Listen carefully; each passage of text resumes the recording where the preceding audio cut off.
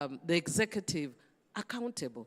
And the civil society would help us by holding the members of parliament accountable. So it's about vigilance and accountability. And if we don't sustain that vigilance and accountability, then we would regress. And one of the things that I love about the Constitution, as Honorable Rengo has indicated, can you imagine even the recent challenges we had as a country if we did not have the Constitution? It would be a tragedy that you find somebody shoots, you know, like the guy with the mask who was shot. And if we didn't have a Constitution, what would be his recourse? Yeah, of course, we hope that cases of these extrajudicial killings would stop. But because you have a Constitution, you can see that now there is even a talk about compensation, which I really welcome. And maybe just to also inform you that I'm the one who came up with the Victim Protection Act. And I'm glad that we are amending it to provide a stronger framework for compensation. But we need to not have. I'd be happy if the law I passed is ineffective because we are effective as a government, so that nobody needs to be compensated. That's my dream, that nobody needs to be compensated. But unfortunately, because you have rogue people, like the guy who shot the mask, and the tragedy is he's a very young guy. He's himself a very young guy, and he shot this guy. And now you know, it's a loss which we don't. One life lost is one life too many. So for me, I think anchorage on the Constitution is what we need.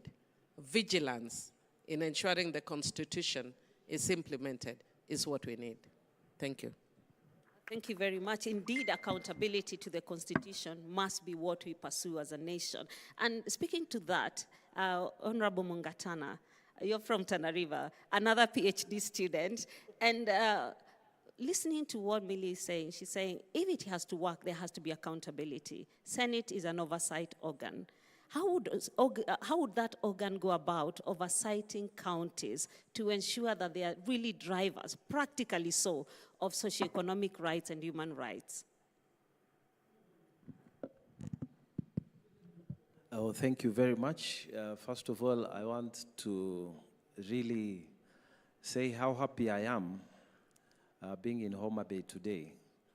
I took a morning jog on your way to Zero, and the enthusiasm of the people, I was amazed at how beautiful this place is. You know, the hills, the greenery. It's so nice. And I thought, if our girls came here, they won't go back to Tana River.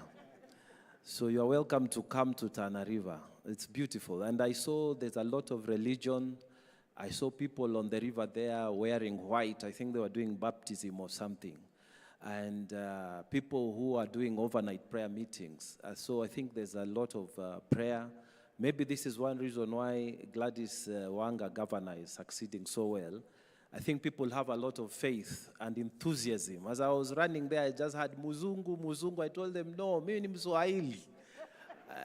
And they all laughed, I don't know. But it's beautiful. Thank you so much to be here. The weather is fantastic. Except that the sun, it comes late. I think it was rising a bit late from our side, and it goes down a bit later. I don't know. It gets time to get used to the place, but it's beautiful. Thank you, the people of Homa Bay, and I love my stay so far. Maybe to go back to what we are saying about accountability.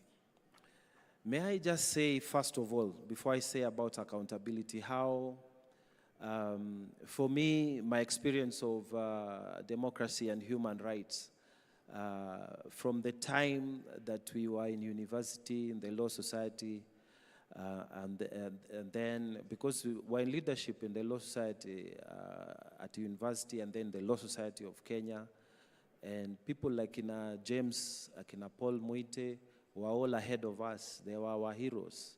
And it's a great pleasure that when I got elected first time, I sat in the same parliament with Paul Muite.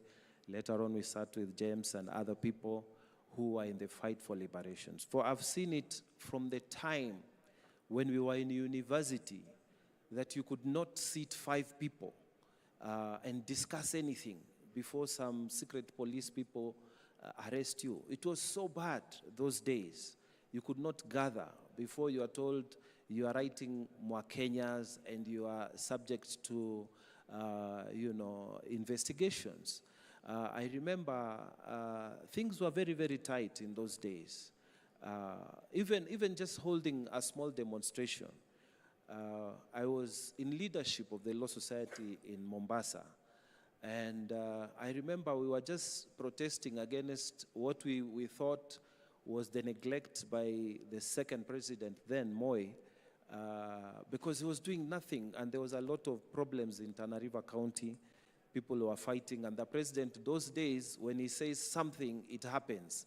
And he was doing nothing. So we called Paul Muite to come and address us. We called Khelef Khalifa. We were in that human rights space. And just to demonstrate, just to walk, to show that we are disappointed, just to walk on the main streets to present a petition at the PC's place. We were being arrested, chased. Nowadays, things have changed. We have walked a long way from where we were. We have a new constitution. I was part of that making of the deal that brought the new constitution in Nakuru. Naivasha? And we got a new constitution.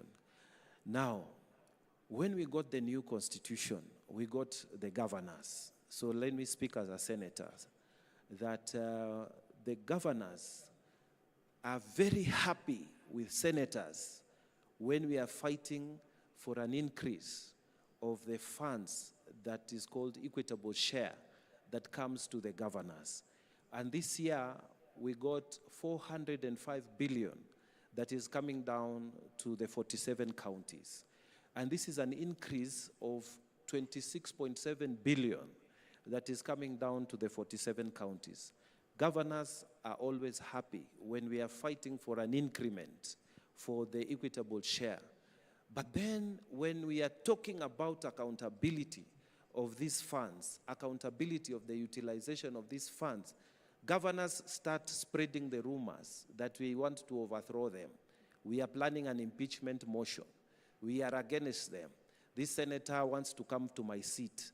Well, this is the problem we are having. What Millie is saying, that it is not yet independent. When she was writing her book, that things are deteriorating with new officers. It is true, because the governors do not want to be told, here you are wrong, here you are misusing funds, here the funding that ought to be, because you see, as a senator, it's not my business, and it is not my part of my constitutional mandate to plan for how the budget will be utilized.